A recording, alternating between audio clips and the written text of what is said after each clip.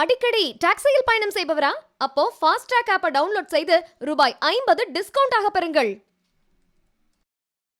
Christmas பண்டிகையை முன்னிட்டு ஏராளமானோர் சொந்த ஊர்களுக்கு பயணம் மேற்கொண்டுள்ளதால் ஓசூரில் இரு மாநில தேசிய நெடுஞ்சாலையில் கடும் போக்குவரத்து நெரிசல் ஏற்பட்டிருக்கிறது. இது குறித்த கூடுதல் விவரங்களை செய்தியாளர் ஜெகநாத்திடம் கேட்கலாம். ஜெகநாத், எவ்வளவு நேரமா அந்த போக்குவரத்து நெரிசல் ஏற்பட்டிருக்கு? இதனை ஒழுங்குபடுத்தும் நடவடிக்கை என்பது மேற்கொள்ளப்பட்டிருக்கா?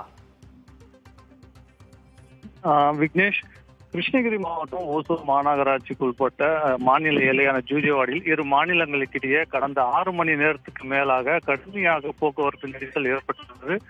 இதனால் வாகன ஓட்டிகள் மிகுந்த அவதிக்குள்ளாகி வருகின்றனர்.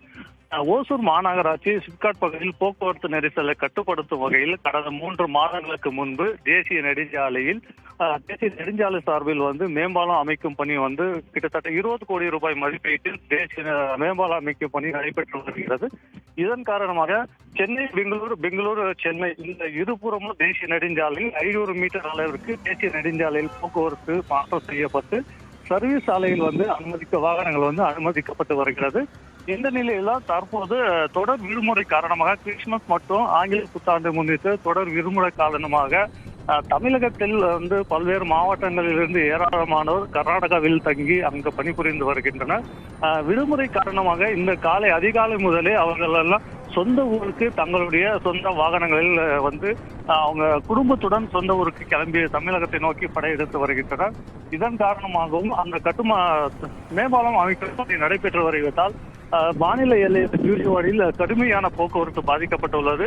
நம்ம ஓசூர் தமிழக எல்லை பகுதியில் 3 கிலோமீட்டரோ, அதே போல் கர்நாடகாவில் கிட்டத்தட்ட 4-5 கிலோமீட்டர் அளவுக்கு இந்த போக்குவரத்து நெரிசலானது பாதிக்கப்பட்டுள்ளது. வாகனங்கள் கனரக வாகனங்கள், பேருந்து, கனரக வாகனம், சரக்கு வாகனங்கள், கார் உள்ளிட்ட அனைத்து வாகனங்களும் அணிவகுத்து நின்று ஊன்றுதான் செல்லக்கூடிய ஒரு சூழ்நிலை ஏற்பட்டுள்ளது. இதனால் காலை 5 மணி முதலே தற்போது கிட்டத்தட்ட 12 மணி ஆகிவிட்டது.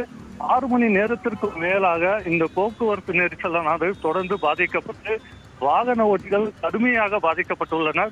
இந்த போக்குவரத்து சரி செய்ய போலீசாரோ அந்தந்த பகுதியில் வாகனங்களில் மாற்றம் செய்ய ஈடுபட்டு வருகின்றனர். விக்னேஷ், ஏன்னா நம்ம இப்போ காட்சிகளிலே பார்க்கிறோம். ஒருபுறம் நீண்ட வரிசையில் கனரக வாகனங்கள் அணிவகுத்து நிற்கின்றன, மறுபுறம் கார்கள் அணிவகுத்து நிற்கக்கூடிய அந்த காட்சிகள்லாம் பார்க்க முடிகிறது. இந்த போக்குவரத்து நெரிசல் என்பது இப்போ உடனடியாக சரி செய்யப்படுமா அப்படின்ற ஒரு கேள்வியும் எழுகிறது இல்லையா? இப்போ மேம்பால பணிகள் காரணமாக தான் இந்த இவ்வளவு போக்குவரத்து நெரிசலுக்கு காரணமா? நிச்சயமாக இது போன்ற இந்த ஆண்டு மட்டும் கிடையாது. விடுமுறை என்பது ஆண்டுதோறுமே வரக்கூடியது. தீபாவளி போல அனைத்து பண்டிகை காலங்களிலும் தொடர் விடுமுறைகள் வரும்.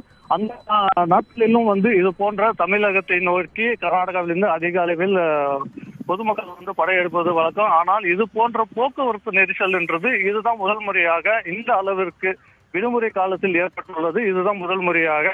இதற்கு மேம்பாலம் அமைக்கும் பணி நடைபெற்று வருவதால் அது தேசிய நெடுஞ்சாலையில் வாகனங்கள் செல்ல முடியாத ஒரு சூழ்நிலையில் குறுகிய சாலை, சர்வீஸ் சாலையில் வாகனங்கள் செல்வதால் இந்த போக்குவரத்து நெரிசலானது ஏற்பட்டுள்ளது.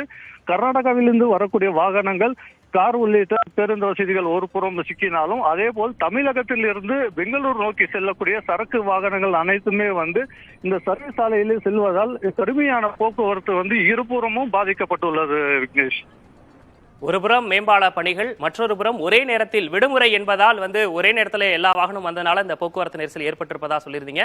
அதனை சரி செய்யும் பணிகளும் முடுக்கிவிடப்பட்டிருப்பதா குறிப்பிட்டிருந்தீங்க. இணைப்பில் பேசியமைக்காக நன்றி ஜெகநாத். அடிக்கடி டாக்ஸியில் பயணம் செய்பவரா? அப்போ ஃபாஸ்ட் ட்ராக் ஆப்பை டவுன்லோட் செய்து ரூபாய் 50 டிஸ்கவுண்ட் ஆக பெறுங்கள்.